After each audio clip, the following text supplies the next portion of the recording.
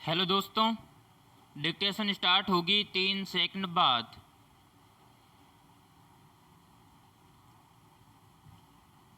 Start. वे दोनों लड़के हमारे घर के सामने वाली गली में निर्माणाधीन एक मकान में मजदूरी करते हैं और बतौर चौकीदार रात को भी वहीं पर रहते हैं।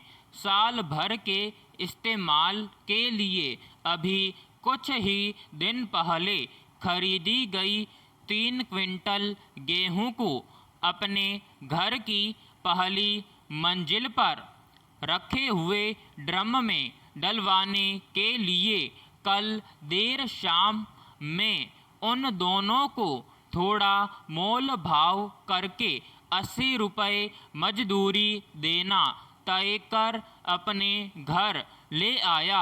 इस काम में उन्हें मुश्किल से आधा पौना घंटा ही लगा होगा। भीषण गर्मी के चलते इतनी ही देर में वे पसीने से लथपथ हो चुके थे।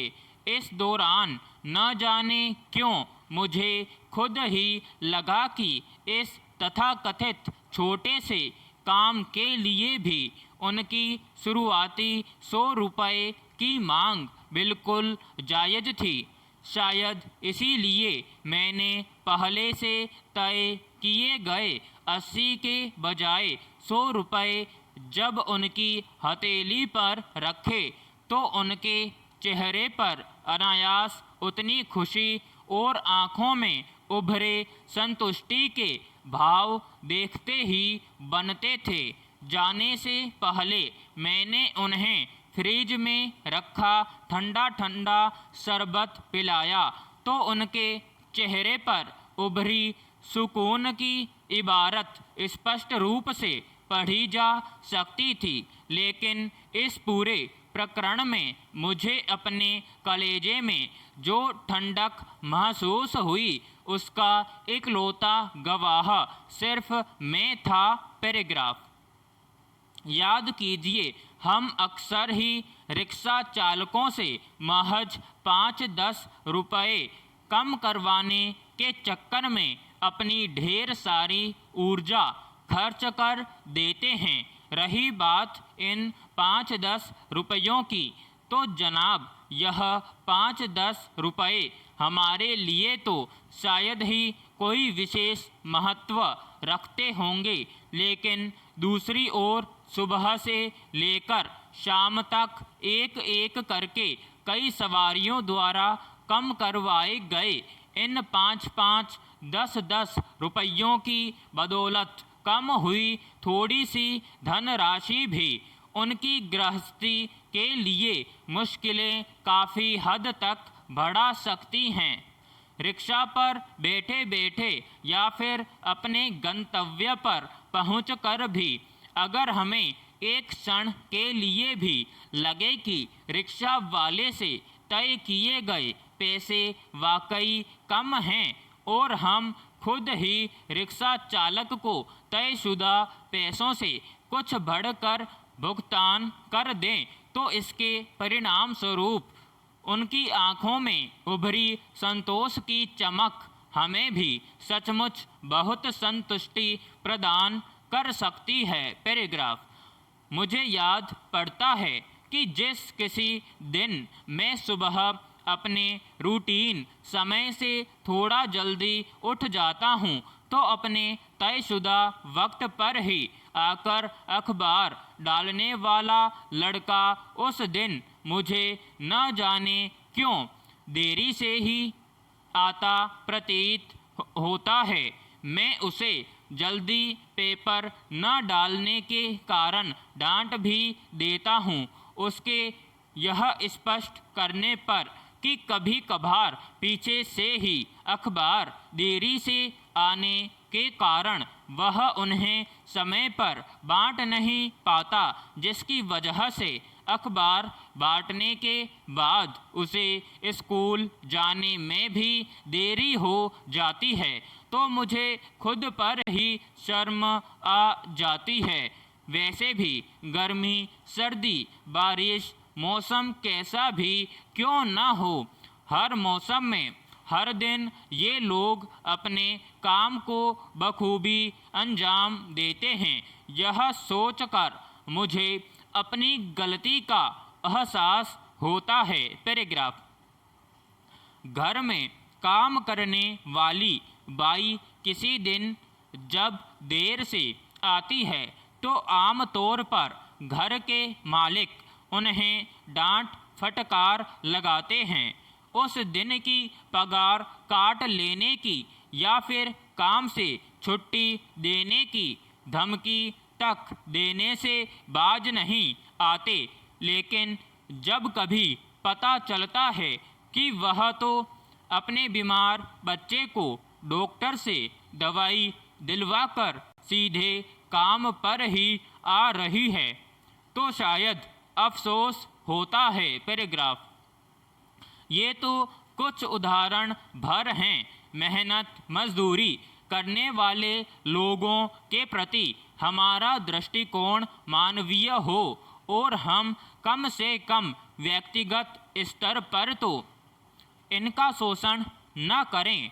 इसके लिए किसी भी कानून की नहीं बल्कि खुद में झांकने और थोड़ी देर के लिए ही सही खुद को उनके स्थान पर रखकर उनके बारे में सोचने की आवश्यकता है। चाहे काम करने वाली बाई हो या रिक्शा चालक, अखबार डालने वाला कोई व्यक्ति हो या घर के बगीचे की देखभाल के लिए माली, गली मोहल्ले में झाड़ू लगाने वाला सफाई कर्मचारी हो या कॉलोनी का चौकीदार। ये कुछ नाम हैं जिनके साथ हमारा आत्मीय व्यवहार इन्हें अपने काम को और भी अच्छे ढंग से करने के लिए प्रेरित करता है। मात्र इनका नाम से पुकारने भर से इन्हें इस बात का पुख्ता यकीन हो जाता है कि इनकी अपनी भी कोई पहचान है और इन्हें अपना अस्तित्व बोध भी हो जाता है। कुल मिलाकर देखा जाए तो बात सिर्फ मानवीय दृष्टिकोण की है, आत्मीयता के संप्रेषण की है, जिसे आजमाकर हम साधारण मानव से कहीं ऊपर उठ सकते हैं। यूँ संवेदना के साथ सम्मान और वाजिब मजदूरी लेना उनका भी अधिकार है। पैराग्राफ। जनतंत्र में नैतिकता, इंसानियत और मानवीयता जैसे बेहद मशहूर जुमले चलन में हैं। देश के किसान चीख चीख कर जनतंत्र में मानवीयता की मौजूदगी का सबूत मांगते रहे। मौके से मुनाफा कमाती सियासत को भला इंसानियत की फिक्र ही कब थी। बेशक कोरोना से पैदा हुए संकट से दिल्ली की सीमा पर जमे किसानों की सेहत को खतरा है। किसानों के परिवार वाले निश्चित तौर पर उनकी सलामती को लेकर फिक्रमंद होंगे। वहीं सत्ता के मुंडेर से चौतरफा हमला करते लोग किसानों को मानवीयता का पाठ पढ़ाने में जुट गए हैं। इंसानियत और नैतिकता के पैरोकारों से पूछा जाना चाहिए कि किसान सत्ता के दरवाजे से बार बार निराश क्यों लौटते रहे। मानवीयता की मूरत कहाँ छिपी बैठी थी जब किसान अपने हक की याद दिला रहे थे। कहाँ थी वह इंसानियत जब अन्नदाता के लिए रोटियां सेकती महिलाओं से जरूरी सुविधाएं छीनी जा रही थीं।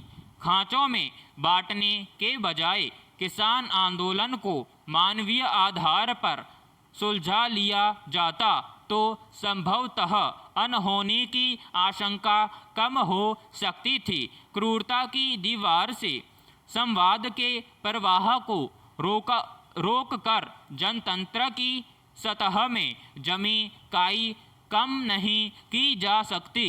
देश के राजनीतिक मंच पर पक्ष और विपक्ष की नैतिकता और मानवीयता के मानदंडों में आज विश्वास का भारी संकट व्याप्त है।